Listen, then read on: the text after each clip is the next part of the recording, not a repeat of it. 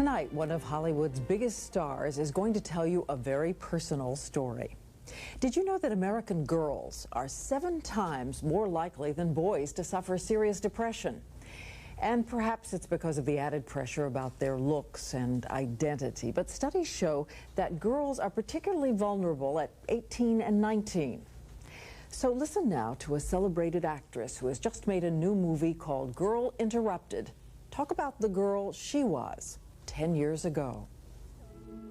For more than a decade and 23 films, she's been the romantic icon of a generation. From the teenage cult classic Heathers to the ironic comedy Reality Bites. The tender remake of Little Women. Merry Christmas, the lush sexual tension of The Age of Innocence.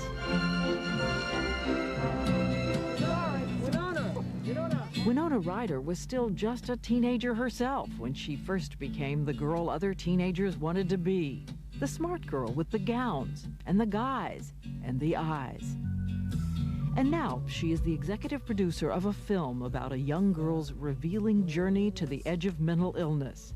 She says she made it for all the young women like her, and not the girl in the photograph, but the real one, who would drive through Los Angeles night after night feeling lost and alone.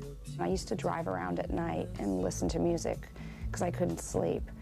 And I was driving around and I was wishing so badly that I had someone to talk to, a friend, someone, and I didn't.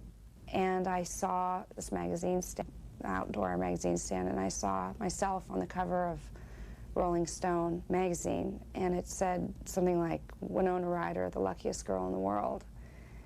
And it broke my heart because there I was, you know, in so much pain and feeling so confused, feeling so lost in my life.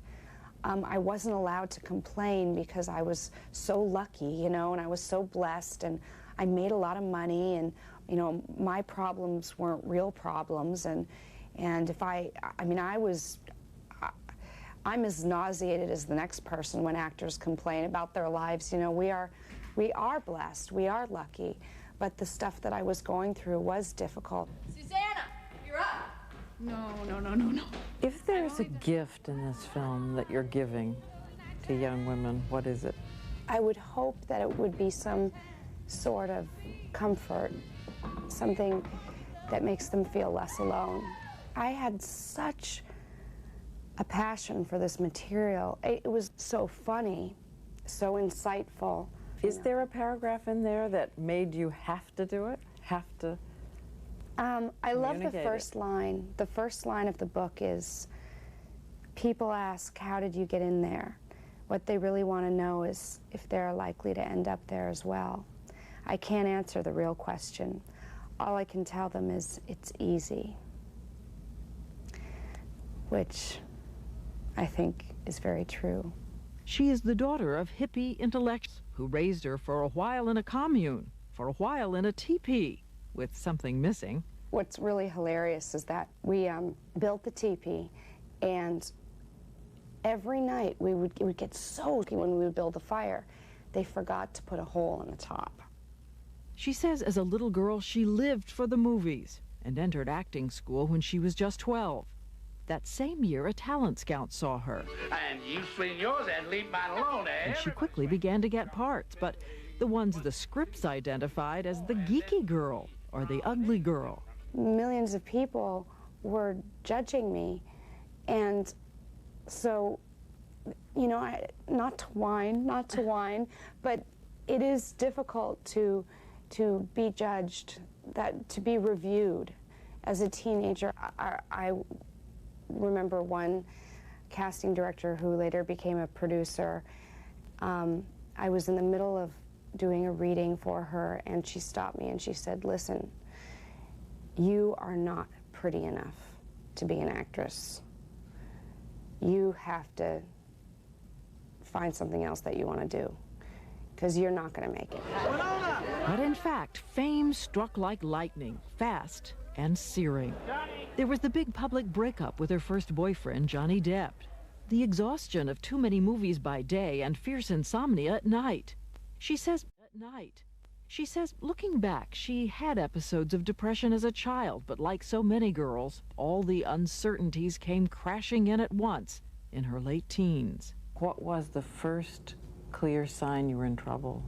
I was doing The House of the Spirits, this movie, and we were doing a sequence where I am being interrogated and tortured and beaten and raped. And I realized that that's how I felt on the inside. I felt completely beat up by myself, that I was kind of torturing myself.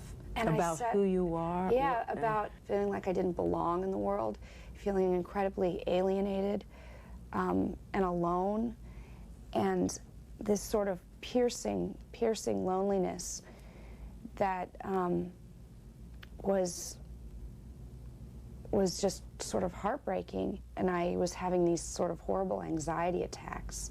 But Bizarre. you still could go to work. You could still do it, even with your mind racing, your heart pounding. Yeah, it was hard. I mean, I tell you, I was really freaking out. I remember really being so terrified of letting anybody around me know, like any of my coworkers or the cast that I was working with. I didn't want anyone to think I was crazy, and I felt like I was going crazy. In addition to the paralyzing anxiety, she says at one point she couldn't sleep for 4 days straight, the kind of exhaustion that can make you delusional. She checked herself into a hospital. I was scared of that I might do something stupid. I wasn't thinking of suicide in that way, but I was getting thoughts like, I don't want to be here anymore. The only thing that they offered was a room, a bed. They put me in the psychiatric ward. Among what kinds of patients? I think every kind. There were people there was a seclusion room. There was people who you would hear screaming at night. I mean, it was very, very scary, very real. After just 5 days, she checked herself out of the hospital, certain she could get better help on the outside, leaving behind girls like those in her movies, girls trapped in a parallel universe, unable to return from mental illness. Was there ever a point at which you thought you'd never return? Oh, yeah. There's this line from a William Styron book where he says, she felt the clutch of a cold, invisible hand around her neck. When things got really bad, I would just say to myself, oh, God, I just want to know that this is going to end someday. The road back began with intense therapy, and she remembers one day making a decision not to let depression define her life anymore. I think one of my worst fears is being a self-indulgent person. And I really was very self-indulgent, and I was wallowing, and I got really sick of it. I got sick of myself, really sick of myself, and I got really sick of depression. It was a way of knowing that I was alive, to be in that emotional pain, and I also thought that made me a better actress, which it didn't. I thought all the great actors were tortured people, and I thought I had to be one in order to be good at my job. And it was a great thing when I realized I can feel alive, feeling joy and feeling other things.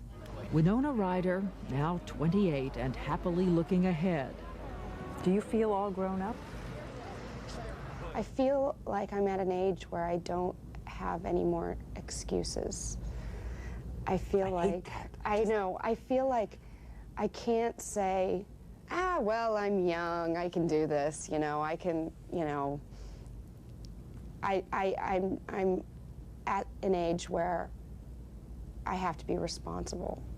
It's kind of great to actually enter into that age where I feel more like a complete person, a whole person. And the depression that once haunted her? And it's gone? It's been gone, or does it come back? It comes back every now and then. I have, you know, you have your really good days and bad days. And I'm certainly not immune to it. It's part of being a human being is to, some days you glide and excel and you soar, and some days you fall and crumble, and it's a nightmare and you think you're never going to get up again. It's what makes us human, and it's what makes me do what I do. It's what makes me want to act, is exploring both sides. Just smile all the time. And tomorrow on Good Morning America, Winona Ryder talks about her life today and the man in it, Matt Damon. We'll be back.